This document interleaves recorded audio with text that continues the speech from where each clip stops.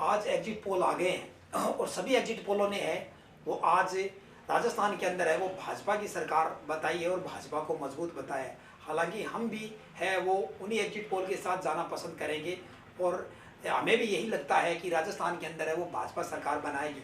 लेकिन भाजपा का भी कोई लंबी बढ़त लेती हुई नजर नहीं आ रही है, कांग्रेस भी बराबर की टक्कर देती हुई दिखाई दे रही है। हालांकि कांग्रेस का दावा है कि अंतिम समय पर बड़ा उलटफेर संभव है और कांग्रेस किसी प्रकार वापसी कर सकती है। लेकिन सभी एग्जिट पोल है वो लगभग भाजपा के पक्ष में गए और राजस्थान में भाजपा की सरकार है वो लगभग बनती हुई दिखाई दे रही है। भाजपा अपने स्तर पे पूर्ण बहुमत का आंकड़ा पार करती हुई दिखाई दे रही है। इसके साथ अगर अपन बात करें चूरू जिले की, तो चूरू जिले के अंदर 6 सीटें हैं। 6 सीटों में अगर अपन बात करें सबसे पहले सुजानगढ़ की, तो सुजानगढ़ से है वो कांग्रेस जीतती हुई दिखाई दे रही है। सुजानगढ़ में मनोज मेघवाल है वो कांग्रेस से जीतते हुए दिखाई दे रही है। हालांकि वहां पर है संतोष मेघवाल को बीजेपी ने टिकट दी थी और वो पहली बार भाजपा के उम्मीदवार के रूप में मनोज मेघवाल का मुकाबला करते हुए दिखाई दे रही थी। हालांकि मनोज मेघवाल वहां से जीतते हुए दिखाई दे रहे हैं और भाजपा को सबसे बड़ा झटका है वो रतनगढ़ में लगता हुआ दिखाई दे रही है। रतनगढ़ में है वो भाजपा के पास काफी लंबे समय से वो सीट थी और कांग्रेस काफी लंबे समय से है वो रतनगढ़ में अपनी वापसी नहीं कर पाई थी। लेकिन ये 2023 का चुनाव है वो रतनगढ़ कांग्रेस के लिए काफी भाग्यशाली साबित हो सकता है, क्योंकि यहाँ पर है वो अभिनेश महर्षि हारते हुए दिखाई दे रहे हैं और कांग्रेस के पूसाराम है जीतते हुए दिखाई दे रहे हैं। इसके साथ ये सबसे बड़ी बात ये है हालांकि इसके बाद आते हैं हम चूरू के अंदर, तो चूरू के अंदर है वो राजेंद्र राठौड़ का काफी लंबे समय से दबदबा रहा है और यहाँ पर लंबे समय से बीजेपी जीतती दिखाई दे रही है। महज यहाँ पे हाजी मकबूल मंडेलिया कांग्रेस से जीते थे, उसके बाद है वो यहाँ पे कांग्रेस नहीं जीत पाई थी और इस बार भी लगता है कांग्रेस को उम्मीदों पे वहाँ पानी फिरेगा। चूरू के अंदर भी है वहाँ पे बीजेपी के हरलाल सारण जीतते हुए दिखाई दे रहे थे। हालांकि हरलाल सारण है वो हाजी मकबूल मंडेलिया के सामने एक बार मौका मिला था वो हार गए थे और दोबारा मौका है उनको रफीक मंडेलिया के सामने बीजेपी ने दिया है, तो लगता है कि हरलाल सारण है वहाँ पर जीत सकते हैं और जीतते हुए दिखाई दे रहे हैं। इसके बाद करें शादुलपुर में कृष्णा पूनिया को काफी प्रभावशाली नेता के रूप में उनका कार्यकाल रहा था। उनको भी क्रीड़ा परिषद का अध्यक्ष बनाया था। वीरेंद्र पूनिया उनके हस्बैंड है, उनको भी खेल अधिकारी के रूप में एक नया पद सर्जित करके उनको खेल अधिकारी राजस्थान का दिया गया था। 22 रन की उनके पास रुक जाती तो काफी प्रभावशाली नेता रही थी और विकास कार्य में भी शादुलपुर में कोई कमी नहीं रही थी, क्योंकि सरकार ने वहां पर भी है खूब विकास कार्य करवाया था। लेकिन इन तमाम उम्मीदों पर वहां भी झटका लगता हुआ दिखाई दे रहा है और वहां बीजेपी की सुमित्रा पूनिया है वो नंदलाल पूनिया की पुत्र वधु है वो जीतते हुए दिखाई दे रही है और उनका मुकाबला है वो बसपा के मनोज न्यांगली से माना जा रहा है और यहाँ पे लग रहा है कृष्णा पूनिया को 3 नंबर पे जाना पड़ सकता है। इसके साथ बात करें राजस्थान की सबसे बड़ी हॉट सीट मानी जा रही थी तारानगर के अंदर 2 दिग्गजों की जो साख है वो दाव पर थी और दोनों ही दिग्गजों ने काफी कांटे का मुकाबला और बड़ा मुकाबला रहा था और लगता था कि राजेंद्र राठौड़ पूरे राजस्थान के अंदर प्रचार करेंगे, लेकिन राजेंद्र राठौड़ यहाँ पे फंस के रह गए थे और पूरे राजस्थान में प्रचार नहीं कर पाए थे। हालांकि तारानगर के अंदर लग रहा है कि राजेंद्र राठौड़ वो अपनी सीट निश्चित रूप से बचा लेंगे और राजेंद्र राठौड़ यहाँ जीतते हुए दिखाई दे रहे हैं और यहाँ पे नरेंद्र बुडाणिया को हार का सामना करना पड़ सकता है। उसके बाद आते हैं सरदार शहर काफी बड़ी सीटें मानी जाती थी, क्योंकि इस सीट पर है वो भंवरलाल शर्मा का लंबे समय से दबदबा रहा था। यहाँ पर है ये सीट लगभग है वो कांग्रेस के पास ही रही है या अन्य दलों के पास रही है। बीजेपी महज यहाँ 2 बार जीत पाई है मोहनलाल शर्मा और अशोक पिंचा के रूप में। आज़ादी के बाद से लेकर आज तक अगर बात करें तो बीजेपी का यहाँ सिर्फ 2 बार ही खाता खुला है। ये सीटें कांग्रेस और अन्य दलों के पास ही रही है। यहाँ पर बात करें अब मुकाबला यहाँ पर भी काफी कड़ा रहा।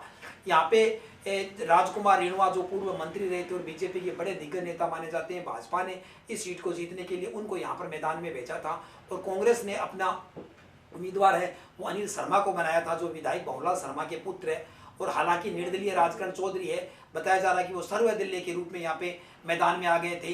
बीजेपी के जो बड़े नेता है पूर्व विधायक अशोक पिंचा उनके साथ रहे, जिला प्रमुख प्रतिनिधि मोहनलाल आर्य भी उनके साथ रहे थे, सरवण चिरानिया उनके साथ रहे थे, कांग्रेस के ब्लॉक अध्यक्ष है ईश्वर डूडी देहात ब्लॉक अध्यक्ष है वो उनके साथ रहे थे, सहकारी समिति के अध्यक्ष है लालचंद छिरंग वो उनके साथ रहे थे और कांग्रेस के पार्षद है हंसराज सिंह वो उनके साथ रहे थे। तो हालांकि माना जा रहा है कि एक सर्वदलीय नेता के रूप में राजकरण चौधरी आ गए थे। यहाँ पे त्रिकोणीय मुकाबला बन गया था। इस ट्रिंगल में काफी कांटे का मुकाबला रहा और राजकरण चौधरी भी ऐन वक्त पे सर्वदल के रूप में मैदान में आ गए और एन वक्त पे ही राजकुमार रिणवा का टिकट फाइनल किया गया, उनको भी यहाँ पे तैयारी करने का काफ़ी कम समय मिला। हालांकि अनिल शर्मा वह काफ़ी लंबे समय से यहाँ तैयारी कर रहे थे और उन्होंने चुनावी कैंपेनिंग शुरू कर दी थी। वो टिकट को लेकर पूर्ण आश्वस्त थे। हालांकि विधायक भंवरलाल शर्मा की पुण्यतिथि 10 अक्टूबर को थी, यहाँ पे अशोक गहलोत आए थे, तो उन्होंने संकेत दे दिया था कि अनिल शर्मा की टिकट लगभग फाइनल है और उस आधार पर अनिल शर्मा ने अपनी तैयारी शुरू कर दी थी और उनको टिकट मिल भी गई थी। यहाँ भी एकदम त्रिकोणीय मुकाबला बन गया। हालांकि बीजेपी यहाँ काफ़ी पिछड़ती हुई नजर आई और बीजेपी इस त्रिकोणीय मुकाबले के अंदर कांटे के मुकाबले में नहीं रह पाई और बीजेपी यहाँ पर 3 नंबर पे जाती हुई दिखाई दे रही है। हालांकि बीजेपी यहाँ अपनी जमानत बचाती हुई तो निश्चित रूप से दिखाई दे रही है, लेकिन कोई बड़ा चमत्कार करती हुई दिखाई नहीं दे रही है। यहाँ बात करें अगर बीजेपी की, तो बीजेपी यहाँ पे 44,000 से 48,000 वोट लेते हुए हमें दिखाई दे रही है। इसके बाद बात करें कांग्रेस के अनिल शर्मा की। अनिल शर्मा है वो पिछला चुनाव काफ़ी लंबे अंतर से जीते थे, जो लगभग 27,000 वोटों से उन्होंने अपनी जीत दर्ज करवाई थी और काफ़ी बड़े मुकाबले से वो जीत दर्ज करवा दिए थे। और त्रिकोणीय में लगभग है वो हर बार यहाँ पे कांग्रेस को फायदा मिलता है, लेकिन इस बार नहीं लगता कि त्रिकोणीय में है वो कांग्रेस को कोई बड़ा फायदा मिलेगा, क्योंकि जो राजकुमार रिणवा के आने से हैं वो कांग्रेस के परंपरागत वोट यहाँ पर रहे, उनमें भी सेंध लगने की संभावना है। और 11 पंचायतें जो रतनगढ़ की आती है उसमें भी राजकुमार रिणवा के बढ़त लेने से कांग्रेस को वहाँ पे झटका लेता हुआ दिखाई दे रहा है। अनिल शर्मा ने हालांकि काफ़ी मेहनत की, बहुत सारे उनके जो पदाधिकारी और जनप्रतिनिधि थे उनसे टूट कर चले गए, काफ़ी नाराज़गी रही और उस नाराज़गी का जो डैमेज हुआ उसको वो एक लंबे स्तर पे कंट्रोल नहीं कर पाए और निश्चित रूप से यहाँ पर है वो अनिल शर्मा को नुकसान हुआ। हालांकि इस वक्त बार दफ़ा है जो वोटिंग है वो काफ़ी ज़्यादा बढ़ी है और कुछ वोट जुड़े भी हैं, इस आधार पे पोलिंग भी ज़्यादा हुई है। तो पोलिंग ज़्यादा होने से भी है निश्चित रूप से अनिल शर्मा है वो पिछली जो बार उनके पास मत का जो रिकॉर्ड आंकड़ा रहा था उस आंकड़े तक पहुंच सकते हैं, लेकिन मतदान बढ़ने से और मत प्रतिशत बढ़ने से निश्चित रूप से उनके वोट बढ़ने चाहिए थे, लेकिन ऐसा नहीं लग रहा है कि उनके वोट है वो काफ़ी तादाद में बढ़ेंगे। तो कुल मिलाकर जो मत प्रतिशत बढ़ा है, वोट बढ़े हैं, उनके आधार पे वो अपना लगभग का जो पिछला आंकड़ा है उस आंकड़े के आसपास से जाते हुए दिखाई दे रहे हैं। हालांकि उनको बड़ी जो बढ़त मिलनी चाहिए थी वो मिलती हुई दिखाई नहीं दे रही थी। अनिल शर्मा की अगर हम बात करें तो अनिल शर्मा का अगर वोटों की बात करें तो अनिल शर्मा है यहाँ पर काफ़ी अच्छी लड़ाई लड़ते हुए दिखाई दे रहे हैं और अनिल शर्मा 88,000 से 92,000 के आसपास दिखाई दे रहे हैं कि अनिल शर्मा को वोट है वो लगभग 88,000 से 92,000 के आसपास मिलते हुए दिखाई दे रहे हैं। इसके साथ बात करें सर्वदलीय नेता के रूप में, हालांकि राजकरण चौधरी का के टिकट की बात है वो कांग्रेस से भी चल रही थी, कांग्रेस में उनको टिकट नहीं मिला। बीजेपी से भी टिकट की उनकी चर्चाएं चली थी कि बीजेपी एक जिताऊ उम्मीदवार की तलाश कर रही है, लेकिन अंत समय में उनका टिकट कट गया और राजकुमार रिणवा को टिकट मिल गया। उसके बाद में लग रहा था कि यहाँ पे एक थर्ड फ्रंट में अशोक पिंचा को भी बीजेपी की टिकट कटने से उनको भी नाराजगी थी, मोहनलाल आर्य टिकट मांग रहे थे उनको भी नाराजगी थी, शिवचंद्र साहू टिकट मांग रहे थे उनको भी नाराजगी, सत्यनारायण सारण को भी नाराजगी थी। इसके अलावा बात करें तो एक काफ़ी बड़ी बात थी इन बीजेपी की टिकट कटने से इतने बड़े नेताओं में नाराजगी थी। हालांकि राजकरण चौधरी को टिकट नहीं मिलने से जाट समुदाय में भी बड़ी नाराजगी थी कि उनके समुदाय को लंबे समय से यहाँ पे तवज्जो नहीं दे रहा है, दोनों पार्टियां भी टिकट नहीं दी जा रही है। हालांकि पिछले चुनाव में उपचुनाव में बसपा आरएलपी के रूप में उन्होंने अपनी यहाँ पे एक मजबूत सशक्त दावेदारी पेश की थी और लालचंद मुंड ने लगभग 47,000 वोट लिए थे।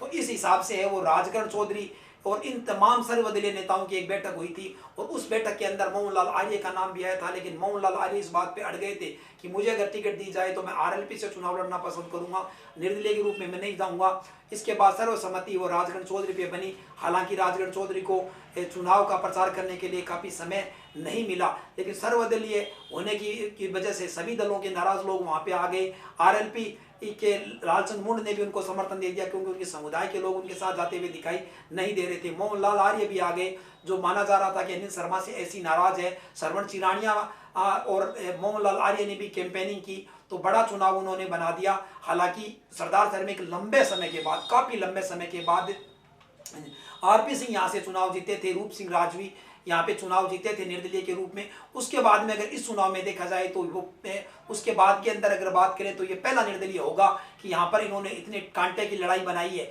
और कांटे के चुनाव के अंदर है वो मजबूती से कोई निर्दलीय इतनी बड़ी स्तर पे वोट ले पा रहा है और कांटे के मुकाबले के अंदर है वो आ पाया है। तो निश्चित रूप से रूप सिंह राजवी जो के बाद है सबसे बड़ा चुनाव यहाँ पर निर्दलीय के रूप में देखा जा रहा है। जो राष्ट्रीय पार्टी बीजेपी थी, जिसको विश्व की सबसे बड़ी पार्टी माना जा रहा था, वो 3 नंबर पे जाती हुई दिखाई दे रही है।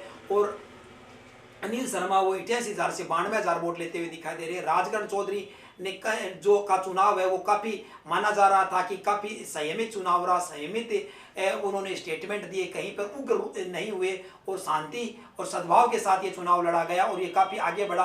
और गांवों से राजगढ़ चौधरी को भारी मतों की लीड मिलती हुई दिखाई दे रही है। और जो कांग्रेस को जो सबसे बड़ा फायदा है वो ये है कि सरदार शहर के अंदर है वो राजगढ़ चौधरी 3 नंबर पे जा रहे हैं, बीजेपी 2 नंबर पे रह रही है और अनिल शर्मा 1 नंबर पे जा रहे हैं। इस हिसाब से अगर बात करें तो राजगढ़ चौधरी और अनिल शर्मा 3 नंबर और 1 नंबर की देखें तो काफ़ी बड़ी लीड हो जाती है। इस हिसाब से एक आंटे का मुकाबला बनाया जाता है। ग्रामीण क्षेत्र में देखें तो अनिल शर्मा राजगढ़ चौधरी के इर्द गिर्द नजर नहीं आ रहे हैं। राजगढ़ चौधरी वहाँ पे काफ़ी बड़ी लीड लेके और बड़ी बढ़त लेके आ रहे हैं और उनकी जो बड़ी बढ़त है वो सरदार शहर के अंदर है, वो यहाँ आकर है। इस सरदार शहर की बड़ी बढ़त से ग्रामीण की क्षेत्र की बड़ी बढ़त का है जो यहाँ पर मुकाबला होना है। और उसकी बात करें तो ग्रामीण क्षेत्र के अंदर है काफ़ी भारी संख्या के अंदर लगभग 188,000 वोट वहाँ पर पड़े हैं और उनमें बड़ी बढ़त आ रही है। और यहाँ सरदार शहर में लगभग 51-52 वोट पड़े हैं, वहाँ पर इन वोटों पर अनिल शर्मा को बढ़त मिल रही है। तो इससे कांग्रेस की कमजोरी ये लग रही है कि उनको बढ़त है वो 50,000 के आसपास के वोटों पर बढ़त मिल रही है और राजगढ़ चौधरी को लगभग 188,000 वोटों के का जो क्षेत्र है उसमें बढ़त मिल रही है। और ग्रामीण क्षेत्र के अंदर 11% ज्यादा मतदान हुआ है, शहरी क्षेत्र के अंदर 11% कम मतदान हुआ है। तो राजगढ़ चौधरी के पक्ष में ये दो बातें जाती है, ग्रामीण अंचल वाली। और हालांकि अनिल शर्मा वो शहरी क्षेत्र के अंदर है वो 1 नंबर पर बने हुए हैं और काफी बढ़त है। पिछली दफा जो उन्होंने वोट लिए थे उसमें निश्चित रूप से यहाँ इजाफा करते हुए नजर आ रहे हैं। अगर बात करें राजगढ़ चौधरी की तो राजगढ़ चौधरी यहाँ पर है लगभग है वो 92,000 से 96,000 वोट लेते हुए दिखाई दे रहे हैं। इस हिसाब से बात करें तो सरदार शहर के अंदर राजगढ़ चौधरी वो चुनाव जीतते हुए दिखाई दे रहे हैं। और चूरू जिले की ऑल ओवर बात करें तो 3 सीटें बीजेपी के पास जाती हुई दिखाई दे रही है। वो 3 सीटें हैं सादुलपुर, तारानगर और चूरू है। ये जो 3 सीटें हैं वो बीजेपी के खाते में दिखाई दे रही है। सुजानगढ़, रतनगढ़ है वो है सीटें कांग्रेस के खाते में दिखाई दे रही है। और सरदार शहर सीट है वो निर्दलीय के खाते में जाती हुई दिखाई दे रही है। और सरदार शहर सीट कांटे के मुकाबले के अंदर है वो फंसी हुई है और काफी कांटे का मुकाबला माना जा रहा है। और इस सीट पर है हालांकि सट्टा बाजार है वो अनिल शर्मा के साथ जाता हुआ दिखाई दे रहा है। हम सट्टा बाजार के खिलाफ जाकर हमारा जो आंकलन है वो लग रहा है कि राजगढ़ चौधरी यहाँ पे चुनाव जीतेंगे। और अलग अलग आंकलन आ रहे हैं और अलग अलग है, ये सिर्फ है एक आंकलन है। और इस हिसाब से हमारे जो सोर्स है उनके आधार पे हमने ये आंकलन तैयार किया है। हालांकि अंतिम परिणाम 3 दिसंबर को आएंगे, वहाँ तय होगा कि कौन सा एग्जिट पोल कितना सही जाता है, किसका आंकलन कितना सही जाता है और किसके आंकलन में क्या खासियत और क्या खूबियाँ रही, क्या कमियाँ रही, उन तमाम बातों पर भी मंथन करेंगे। तो ये एग्जिट पोल हम आपके लिए लेकर आए और हमारा उद्देश्य है कि आपके पास सच्ची और अच्छी जानकारियां सबसे पहले निष्पक्ष रूप से आपके पास पहुंचाई जाए। तो आप एग्जिट पोल के बाद हम है जो चुनाव परिणाम है वो भी मतलब आपके पास लाइव लेकर आएंगे और चुनाव परिणामों के हर राउंड की आपको डिटेल से जानकारी देंगे। तो आप देखते रहिए RKJ न्यूज।